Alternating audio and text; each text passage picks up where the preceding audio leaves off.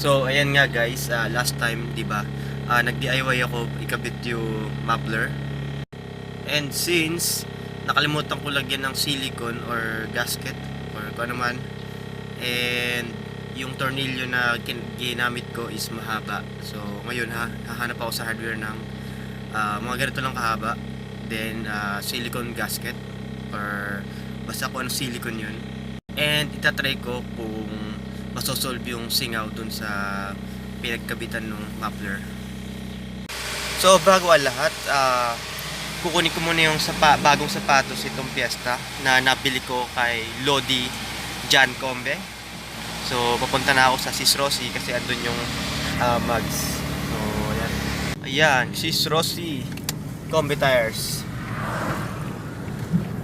Then po siya. Espalto. Ang espalto yung daan. Ganda-ganda naman.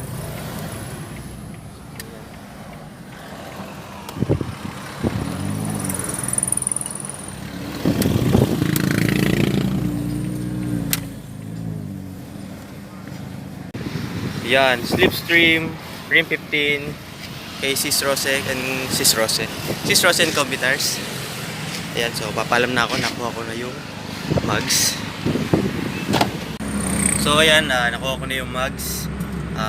And ngayon papunta na ako sa Santa Rosa kung saan may hardware. So doon ako bibili. Sana may available para maayos ko nilik. So ayan, mamaya lang. So ayan na, nakabili na ako ng silicone gasket and kailangan ko tornilyo. Ayan, pauwi na ako. So since every weekends lang ako available para mag-vlogan. So may pasok kasi pag weekdays. So ayan, masisingit ko na ulit mag-vlogan para dito sa kotse. So ayan guys, hindi ko pa siya makakabit ngayon at mainit. So palamigin muna natin siya ng mga 30 minutes at ayoko nang mapasok. So for the meantime,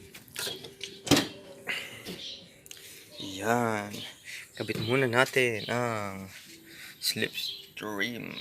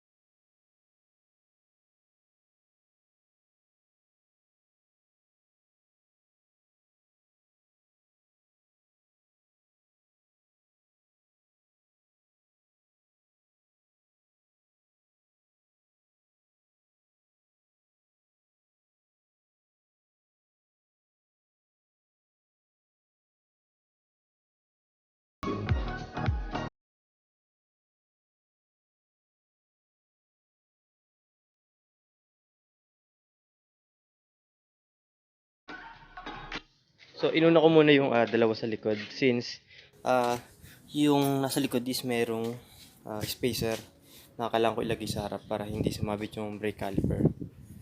And since yung jack ko tumatama dun sa side skirt, itinutong ko siya sa yan, magkabila, kahoy.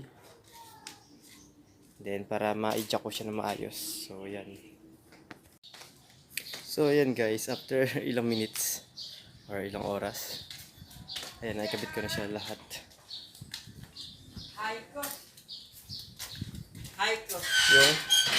Yung Kerwin. Ayan, so napalitan ko na yung mugs ko. And at the same time, lumamig na yung muffler. And hindi na akong papasok, kaya ready na ako sumot sa ilalim para i-seal yung leak gamit tong silicone. Ayan. Yan, safety first, nilagay ko yung lumang mugs doon para tuntungan in case na bumigay itong jack. So right, akit na ako ron. Suot na pala ako doon.